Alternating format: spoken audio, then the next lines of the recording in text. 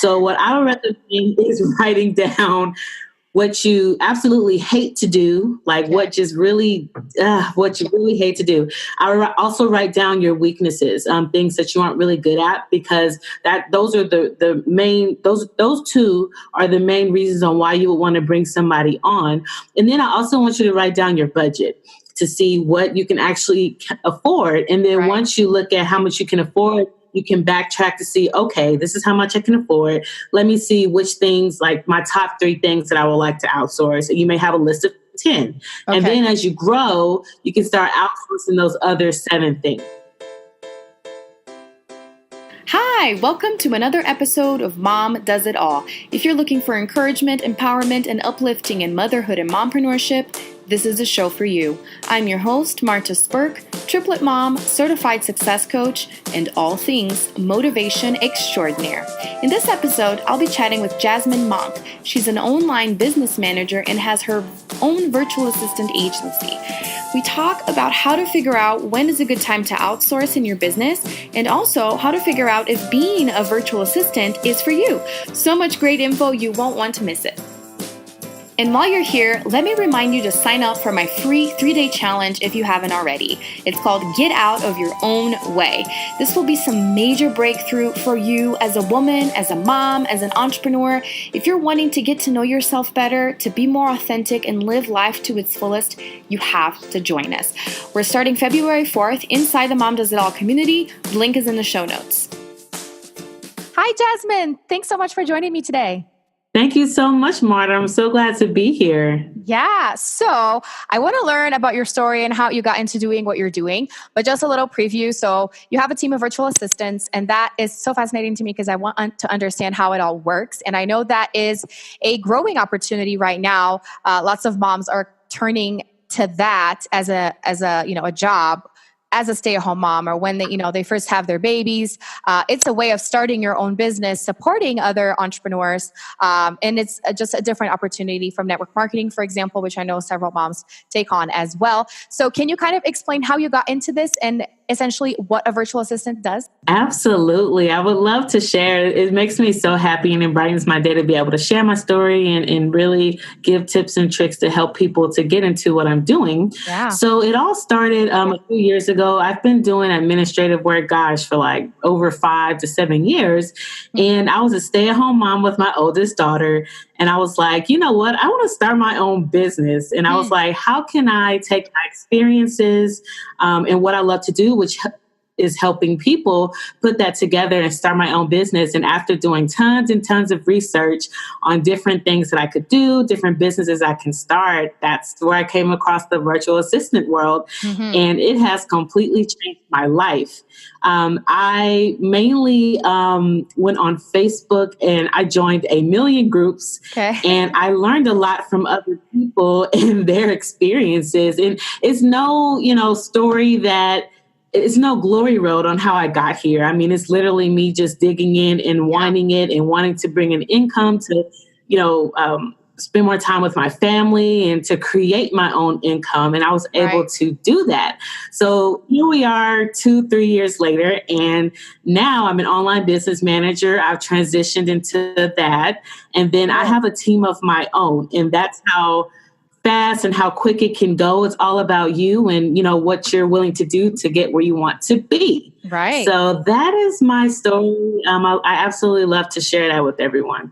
Oh, and I love how you said that it wasn't like a glory road, because that's a big thing with entrepreneurship is that we see pretty much like the highlight reel when people share about their business and we're thinking, man, they got successful so fast. It seems so easy. They're so lucky. And we don't see the behind the scenes most of the times. And that's not to say some people might, have a faster route because of several reasons.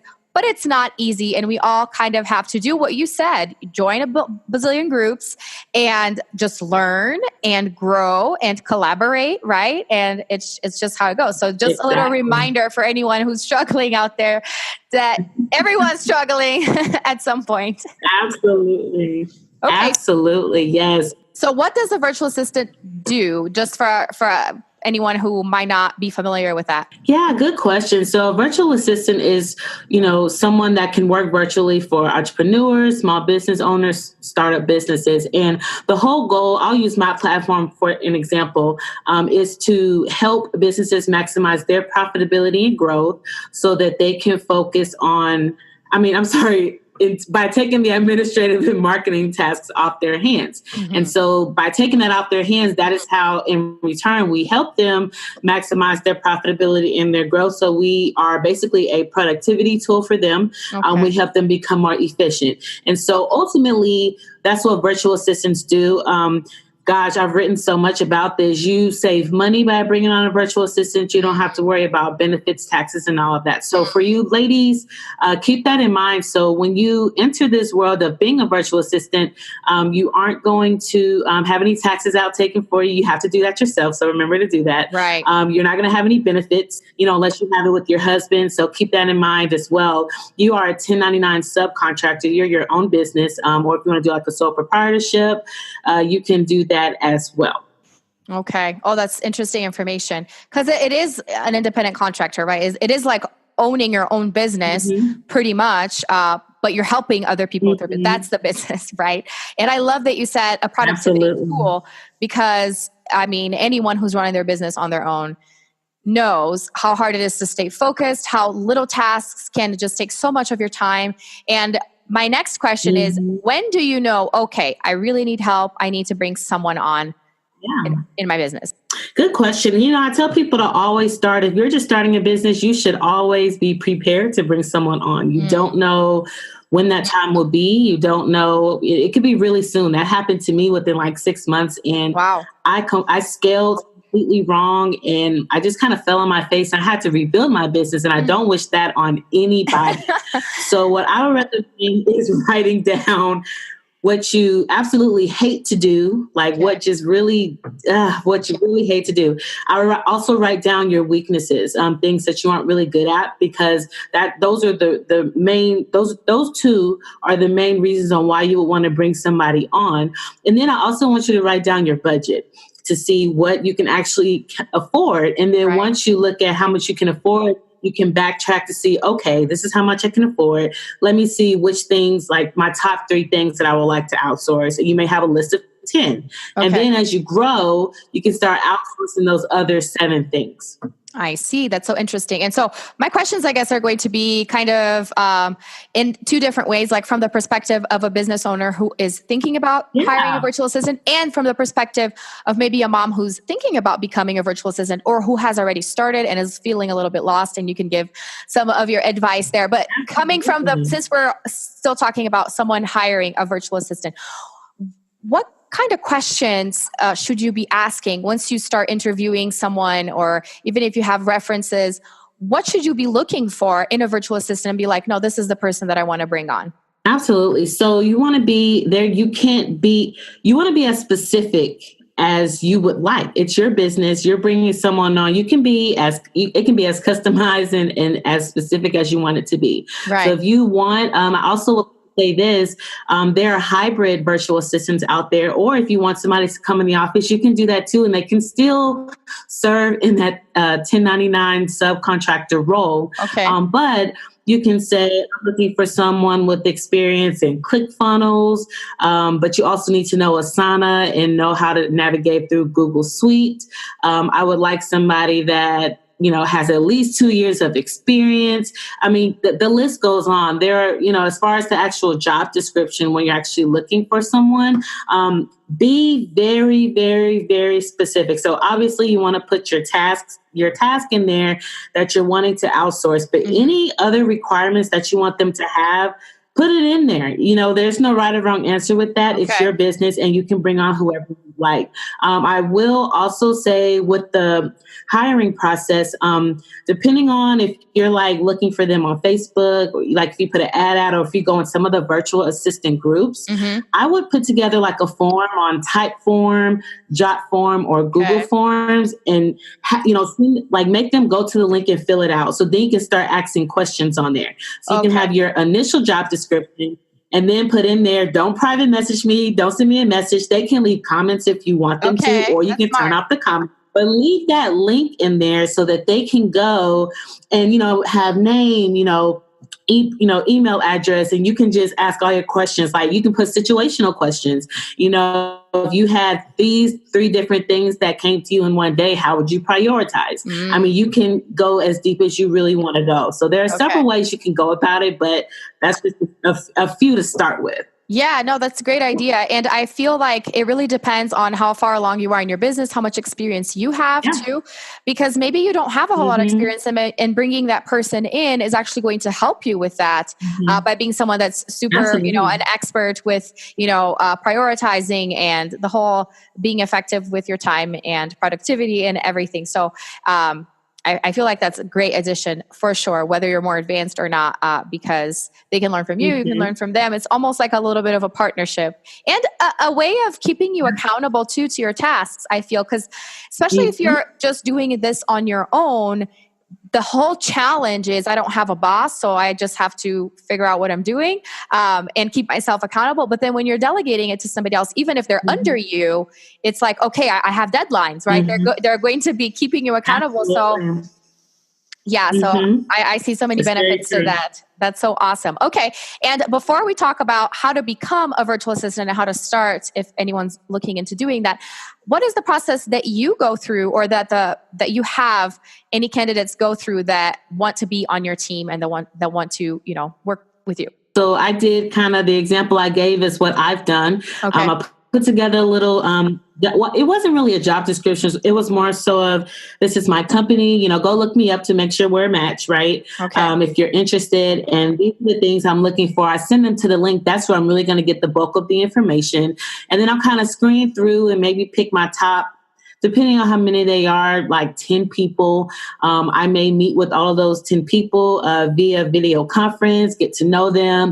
Nice. Then after that, kind of narrow it down. And then what I have started to do in the last couple of months was I did a project with the people that I brought on. So, people can say, oh, I have experience doing this and that. Okay, well, we're going to test that and see. Oh. So you can take just one person, your top 2 or 3 people, give them a task and do a trial period and see how you guys work with each other. That can be a week, 2 weeks, a month, whatever you like, or it can be that one project that's due in 2 days. It's completely up to you. And you can either pay them for that task, it's up to you, or you can tell them, hey, this is part of the interviewing process. Either way it goes, it's fine. It's completely up to you. And then just kind of take it from there. But the trial period is very important because we all want to work with everybody, but we can't, right. And personalities matter, your management style and how they are as a partner. It's more of a partnership, but really, they still work for you at the end of the day, right? You're delegating to them. So how they receive and respond to the delegation and the information that you give them. So the list goes on. So that, there's a lot of things you really want to look at when you're bringing someone on, because the whole point of bringing a virtual assistant on is to help your business grow, and so that you can focus on more generating tasks. The last thing you want is somebody that you have to keep up with. They're not really proactive. They're actually hurting you more than helping you. And it just, it can get really bad and get really nasty. So just make sure that you are very, very picky. It's okay to be picky with what you want. Do the trial run, anything that you need to do to find the right fit. And when you bring that person on, then, make it happen. You guys should be successful together. Nice. Oh, I love those tips. That's super important too, because you want to find someone that is the right fit for you, because ultimately you want them to be helping you and not hurting you or the business. Exactly. And what is the advantage for maybe virtual assistants out there that are listening to us? What is the advantage of working with you and being part of this team instead of going at it alone? You know what? My team, I let them go out on a limb with everything. I trust their creativity. I've delegated tasks to them that they may not necessarily have experience in. I asked them up front, hey, we have this to do. Would you be open to it? And they're like, yes or no. If they are, it gives them that experience. And I just love being in that position where I was able to give them that experience. And I've watched one of my own VA, I call her my VA, Courtney. She started her business 6 months ago. I was her very first client. Wow. And it's just amazing everything she helped me with. My ebook I came out with. The list goes on with what she's helped me with just on my own personal business, let alone clients. But I've given her, she was supposed to come on to help me with blogs, and she ended up helping me with everything else That's under the awesome. horizon. She took on the challenge, and anybody that comes on with me, they are going to be given that opportunity. So if you're brought on to do one specific thing, if you're wanting to learn and do other things, I will definitely give you the opportunity to do that. And I'm all about, rewarding for performance. So, yearly, as my business grows, you grow with me. Right. And I'm all about taking care of my team, because if you don't take care of your team, they can go, they're going to go where the money's better, where they're treated better. And I'm just huge on us being a family and just all that good stuff. So there's a lot of perks, I would say. No, totally. And the fact that you're being mentored by someone that has already done this for a while and that can push you and teach you and, mentor you. So that was my next question in terms of, okay, someone is interested in doing this, or they have started, but they're feeling a little bit insecure. What are some of the tips that you have? Okay, this sounds interesting. How can I find more information? Where do I start, I guess?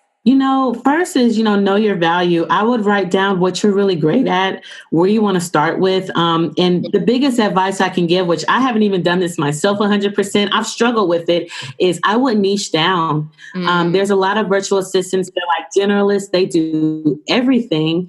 But the real money is when you niche down to one specific thing. So if you are a social media strategist or social media manager, that is what you do. You don't do general administration. You don't do all these other things. All you focus on is social media, growing accounts, creating a plan, out for your clients, or, whatever it may be.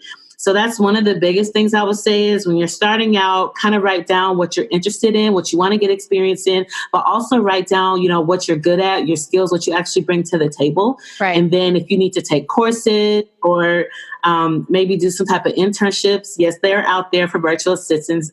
Experienced VAs will take you under their wing, let you get experience. There are programs out there. You just have to find them. And like I said before, if you really want it and if something you really want to do for you and your family, you'll get yourself out there to get exposure and find the research that you need to get started. Nice. Oh, I love that. Yeah, there's resources all over the internet these days. You just have to go after it and get started. And that's a great point too, because sometimes it's like, oh, I need to be studying and doing all of these things before actually getting hands-on. And the best way to learn is to start doing it, right? Even if you make mistakes, even if along the way you work with someone that you didn't care for, it's all a learning experience. Yeah, I have a quick story about that. So when I started, it's not, I had the administrative and managerial experience, but in the virtual assistant world, there are certain tools that we use. I didn't have experience with those systems and tools. So that's where I felt, oh my gosh, no one's going to give me a chance. And honestly, I was on Facebook like clockwork. I was on Instagram. I was on LinkedIn. I was everywhere on Upwork, Fiverr, trying to, get gigs. And I'm all about ongoing clients. You can get just projects, short-term, long-term. It's up to you and what your preference is. Right. But I just kept putting myself out there. And as like some people are like, oh, I'm interested in you moving to the next level. I'm like, great. And I tell them up front, I don't have, if I didn't have experience with the system, I would tell them I don't have experience. But if you give me the chance, I'm a quick learner. I like to challenge myself. If you want to do a trial run, and I'll show you what I've got. So that's another way you can do it. Don't be afraid to reach out to potential clients, that are putting things out in their job descriptions that you may not necessarily have experience with, because you just never know. They may like your personality. I've had that. Someone just liked my personality. We vibed really well. She was like, I don't care if you have the experience. You're going to learn it. I'll train you. I'm like, great. You just awesome. Never know where it may lead you. So just be mindful of that. I really like that tip. Just being upfront about your experience, because there's no use lying, because otherwise they're going to find out afterwards. Yeah. But say, I want to challenge myself. I want to learn.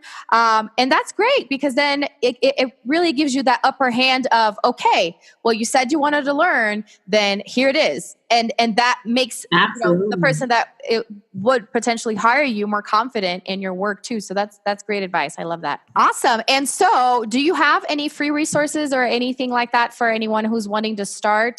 I went to your website and I saw you have some free resources, and you were just talking about this guide or ebook that you created. Can you talk a little bit more about that? What do you have that there?